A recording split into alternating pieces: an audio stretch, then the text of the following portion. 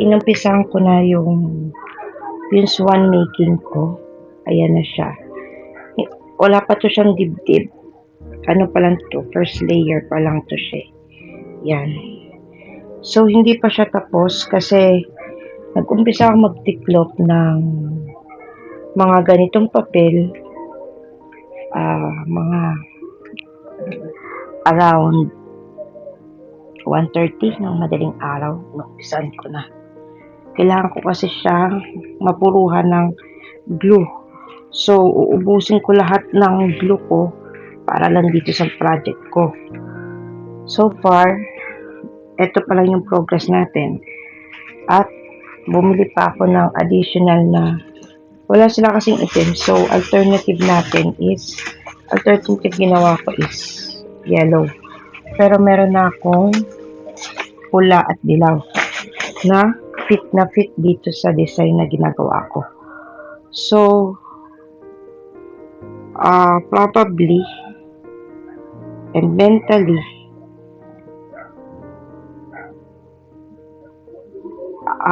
gagawin ko siyang, hindi kasi ako pwede magsayang ng itim.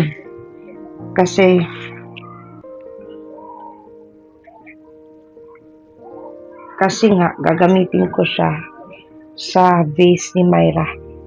May vase pa kasi tayong gagawin mga ka-diary. So, tatansyahin lang natin.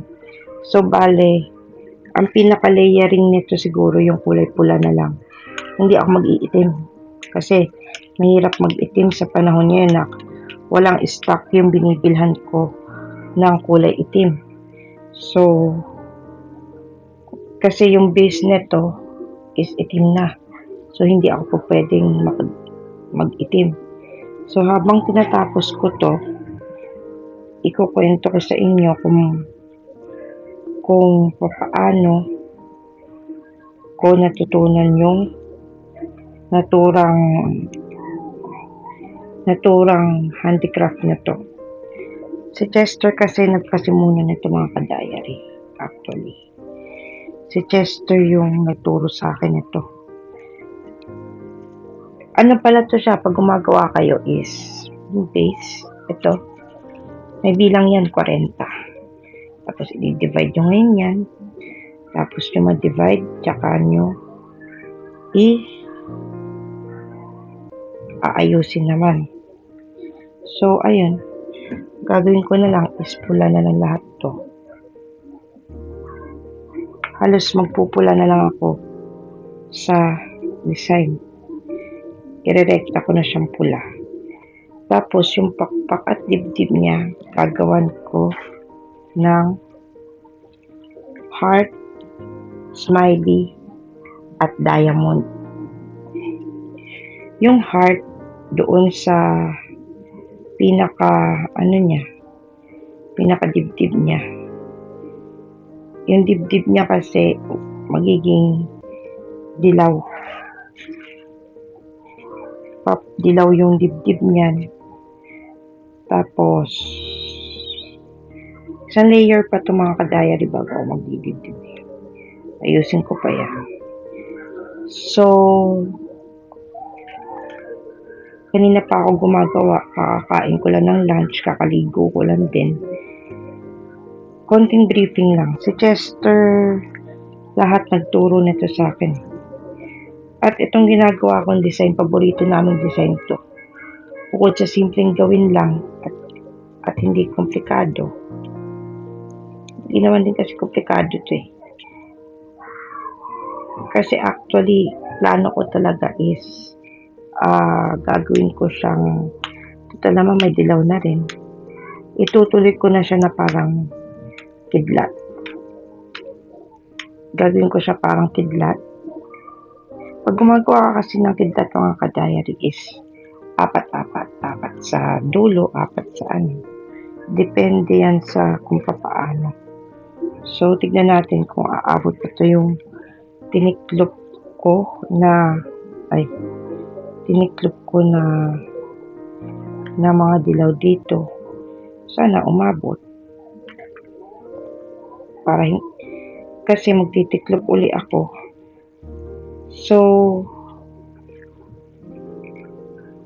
ayun na nga.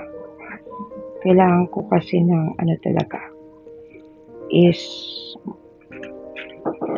matapos ko muna tong layer na to. So,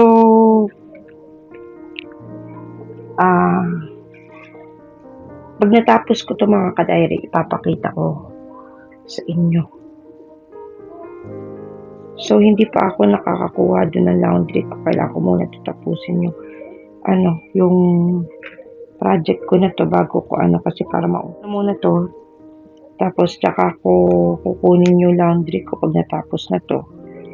Sana, by the end of, bago ma-finalize ko na to kasi papatuyuin ko pa sa styrofoam. So, babalitaan ko na lang kayo kung natapos na ang gawa ko na to. Gawin ko muna tong tapos papakita ko sa inyo yung finished product. So, ayun na nga mga ka-diary.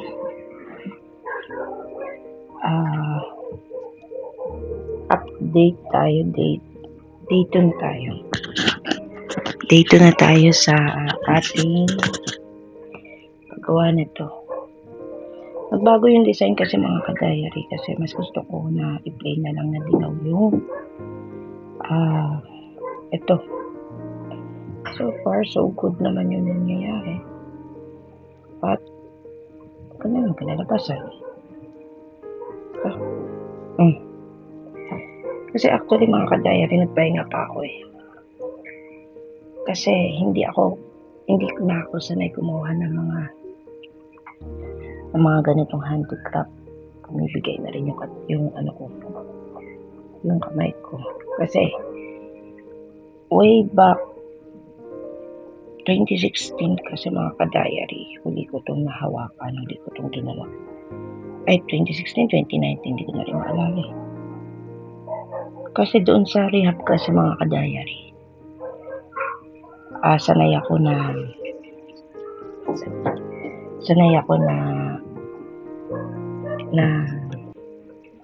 kumuha niyan.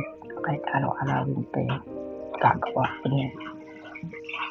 Pero nung umalis ako sa Bulacan, kay Ma'am Ana din kasi mga ka-diary, hindi ko na rin nagawang mapagpatuloy pa yung ganitong paggawa ng swan. Kaya ako nagpahinga ng umaga at sa hapon na lang ako ng continue kasi nga kada tiklop ko naninigas yung kamay ko, masakit yung balakang ko. And apparently mayroon kasi akong partial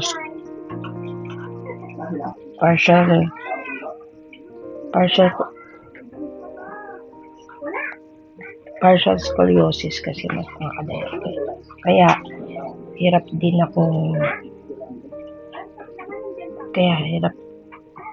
akong gumawa ng mga ganito mga ka-diary.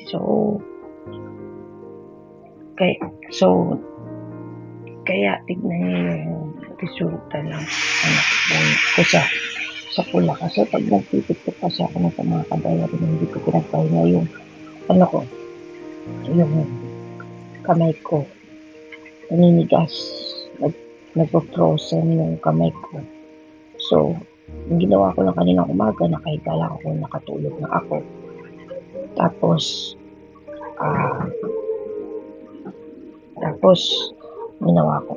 ginawa ko pa, naglaro muna ako ng Yu-Gi-Oh sa cellphone ko. Tapos mga bandang hapon, mga 2:00, kinontinue ko na.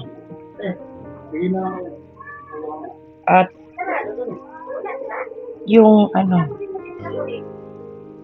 may kulang kasi ito, 1, 2, ilan pa ba ito? May kulang pa kasi sa pakpak.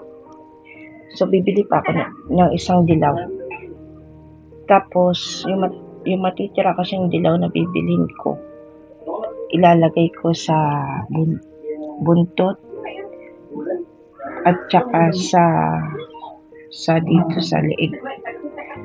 So, dito ko na muna tatapusin ang aking channel, ang aking video kasi update ko na lang kayo. So, tatlong araw na pala ako gumagawa. Pang day 2 na to.